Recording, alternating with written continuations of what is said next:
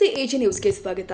ಯಾದಗಿರಿ ನಗರದ ಜಿಲ್ಲಾಧಿಕಾರಿ ಕಚೇರಿ ಹಿಂಭಾಗದಲ್ಲಿ ಇರುವ ನೂತನ ಜಿಲ್ಲಾ ನ್ಯಾಯಾಲಯ ಸಂಕೀರ್ಣಕ್ಕೆ ಸೋಮವಾರ ಮತ್ತೊಮ್ಮೆ ಬಾಂಬ್ ಬೆದರಿಕೆಯ ಇಮೇಲ್ ಬಂದ ಹಿನ್ನೆಲೆ ನ್ಯಾಯಾಲಯದಲ್ಲಿ ಕೆಲ ಕಾಲ ಆತಂಕದ ವಾತಾವರಣ ನಿರ್ಮಾಣವಾಗಿತ್ತು. ಮಧ್ಯಾಹ್ನ ಸುಮಾರು 12 ಗಂಟೆಯ ವೇಳೆಗೆ ಜಿಲ್ಲಾ ಮತ್ತು ಸತ್ರ ನ್ಯಾಯಾಧೀಶರಿಗೆ ಅನಾಮಧೇಯ ವ್ಯಕ್ತಿಯಿಂದ ಇಮೇಲ್ ಬಂದಿದ್ದು, ಮಧ್ಯಾಹ್ನ 1 ರಿಂದ 2 ಗಂಟೆಯ ಒಳಗೆ ನ್ಯಾಯಾಲಯ ಕಟ್ಟಡದಲ್ಲಿ ಬಾಂಬ್ ಸ್ಫೋಟಗೊಳಿಸುವುದಾಗಿ ಬೆದರಿಕೆ ಹಾಕಲಾಗಿತ್ತು.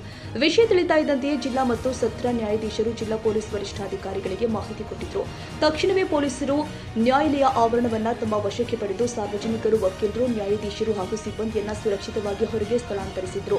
ಬಾಂಬ್ ನಿಷ್ಕ್ರಿಯ ದಳ ಹಾಗೂ ಶ್ವಾನದಳದ ಸಿಬ್ಬಂದಿ, ಕೋರ್ಟ್ ಸಭಾಂಗಣ, ನ್ಯಾಯಾಧೀಶರ ಕೊಠಡಿಗಳು, ಕಚೇರಿಗಳು ಸೇರಿ ಸಂಪೂರ್ಣ ನ್ಯಾಯಾಲಯ ಕಟ್ಟಡ ಹಾಗೂ ಆವರಣದಲ್ಲಿ ಸವಿಸ್ತಾರ ತಪಾಸಣೆ ಮಾಡಿದ್ರು. ತಪಾಸಣೆಯ ವೇಳೆ ಯಾವುದೇ ಸ್ಫೋಟಕ ವಸ್ತು ಪತ್ತೆಯಾಗದ ಹಿನ್ನೆಲೆ ಅಧಿಕಾರಿಗಳು ನಿಟ್ಟುಸಿರು ಬಿಟ್ಟಿದ್ದಾರೆ. ಆದಾಗ್ಯೂ ಬೆದರಿಕೆ ಇಮೇಲ್ ಹಿನ್ನೆಲೆ ಕೋರ್ಟ್ನಲ್ಲಿ ಕೆಲ ಕಾಲ ಭಯ ಹಾಗೂ ಗೊಂದಲದ ವಾತಾವರಣ ನಿರ್ಮಾಣವಾಗಿತ್ತು. ಬೆದರಿಕೆ ಇಮೇಲ್ ಕಳುಹಿಸಿದ ವ್ಯಕ್ತಿಯನ್ನ ಪತ್ತೆ ಹಚ್ಚಲು ಪೊಲೀಸರು ಸೈಬರ್ ತಜ್ಞರ ಸಹಾಯದಿಂದ ತನಿಖೆ ಆರಂಭಿಸಿದ್ದು, ಇಮೇಲ್ ಮೂಲದ ಬಗ್ಗೆ ಮಾಹಿತಿ ಸಂಗ್ರಹಿಸಲಾಗ್ತಾ ಇದೆ.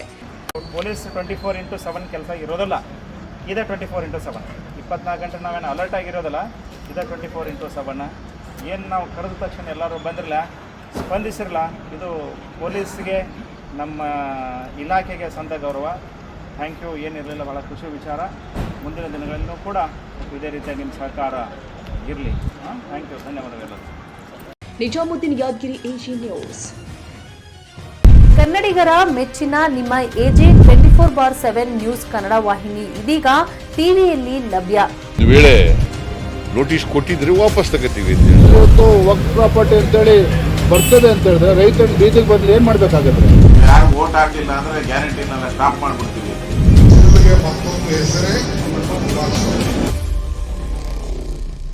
ಕರ್ನಾಟಕ ಮತ್ತು ದೇಶ ವಿದೇಶ 360 ಡಿಗ್ರಿ ಸುದ್ದಿ ಹಾಗೂ ಉತ್ತರ ಕರ್ನಾಟಕ, ಬೆಳಗಾವಿ, ಬಾಗಲಕೋಟೆ, ಧಾರವಾಡ, ಹಾವೇರಿ, ಗದಗ, ಬಿಜಾಪುರ ಜಿಲ್ಲೆಯ ಕ್ಷಣ ಕ್ಷಣದ ವಿವರವನ್ನ ಪಡೆಯುವುದಕ್ಕೆ ಎಜೆ 24/7 ನ್ಯೂಸ್ ಕನ್ನಡ ವಾಹಿನಿಯನ್ನ ಲೈಕ್ ಮಾಡಿ, ವಿಡಿಯೋಗಳನ್ನ ಶೇರ್ ಮಾಡಿ, ಕಮೆಂಟ್ ಮಾಡುವ ಮೂಲಕ ನಮ್ಮ ವಾಹಿನಿಗೆ ಸಹಕಾರ ನೀಡಿ ಮತ್ತು ಚಾನೆಲ್ ಅನ್ನ ಸಬ್ಸ್ಕ್ರೈಬ್ ಮಾಡಿ. ಧನ್ಯವಾದಗಳು.